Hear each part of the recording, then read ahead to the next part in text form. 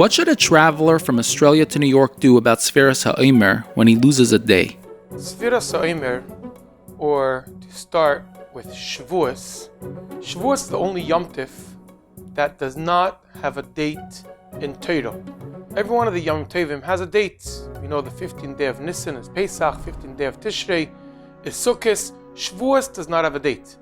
The only thing it says about Shavuos is that you should be counting 50 days from, or actually 49 days from Pesach, and the 50th day should be celebrated as a Yom Tif called Shavuos. In fact, Alter Rebbe brings down El Shulchan Aruch that Shavuos could either be on Hey, on Vav, or on Zayin. Alter Rebbe is referring to the time when Rosh Chodesh would not have a set date. It could have either been on the 29th day or on the 30th day. Today, we have a set calendar, and therefore, we know that Nisan is always going to be 30 days, and Iyar is always going to be 29 days, which makes Shavuos to be on Vav Sivan, on the 6th day of Sivan. But the Alter Rebbe writes that during the time when they didn't have a set day for Rosh Chodesh, Shavuos could have been a day earlier, or on Vav, or a day later, depending on how long was every one of the months, Nisan and Iyar. The Rebbe brings down an interesting thing, that even though Shavuos could have been Hey, Vav, or Zayin in a time that they used to decide on Rosh Chodesh based on Re'iyah, based on the witnesses that would decide, or based on them witnessing that would decide, the Beis Din would decide what day would be Rosh Chodesh. The Rebbe brings that today there could be a situation that Shavuos would also be on a different day. The Rebbe is speaking about an individual that crosses the international date line. Let's explain a little bit about the international date line. We all know that every time you travel, after a certain amount of miles, it changes an hour. You have a different time zone.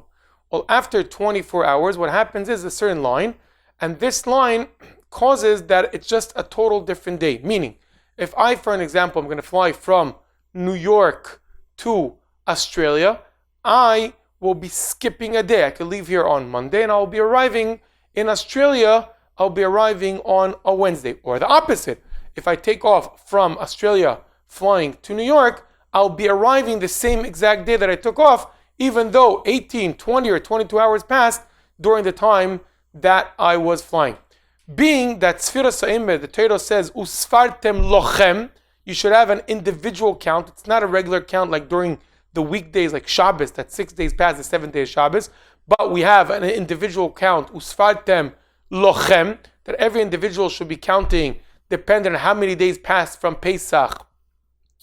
That is when Shavuos will happen. It could be a situation that an individual flies from, for an example, America to Australia, and then being that he skipped a day, it comes to be that he comes there and 50 days did not pass yet.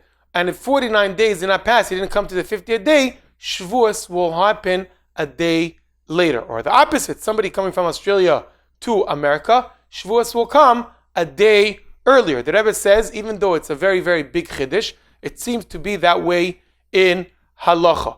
The Rebbe writes quite a few times that only if there's a tzorech godla, very, very big need, only then you should be celebrating Shavuos in a different way, or you should cause yourself to celebrate Shavuos in such a way.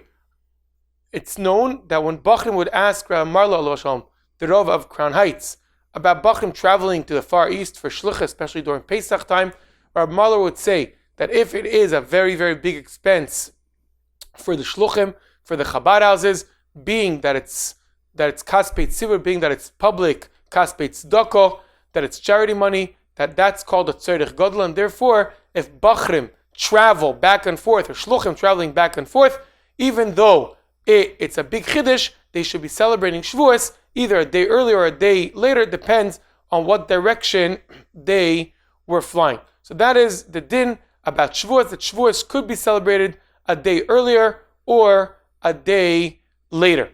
It is known, the story that Rabbi Yoel Khan says that he once had a guest staying by him. That year, Shavuos was Sunday and Monday, and Friday night, he had a guest staying by his house, and as we're talking, the guest was saying that the past few weeks he was traveling from Japan to America. Rabbi right away jumped and said, if that's the case, I think today is not just Shabbos for you, it's also Yom Tif, it's also Shavuos, a day earlier than anybody else. After a certain type of debate, Rabbi said, no problem, let's go downstairs.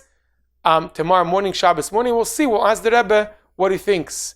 And Rabbi says that as the Rebbe was coming into Shachris, the Rebbe was wishing everybody a good Shabbos, and when the Rebbe saw this person that traveled from Japan, the Rebbe looked at him, waited a second, and even though he wished everybody a good Shabbos, the Rebbe looked at him, smiled, and said, a good Yom Tif. A good Yom Tif and not a good Shabbos, meaning for you it's already Yom Tif. Interesting that on Sunday, Rabbi spoke to the Rebbe about it. The Rebbe said he should make sure on Monday, when everybody was celebrating second day Shavuos, he should be putting on tefillin, being that for him it's not Yom Tif anymore. But from this we see, together with many letters and a famous sikh from the Rebbe in Chelik Gimel, that the way that we should paskin is that if somebody for a tzorech godla, he says, travels from one place to another, crossing the international date line, he should be celebrating Shavuos based on his counting and not based on the local counting.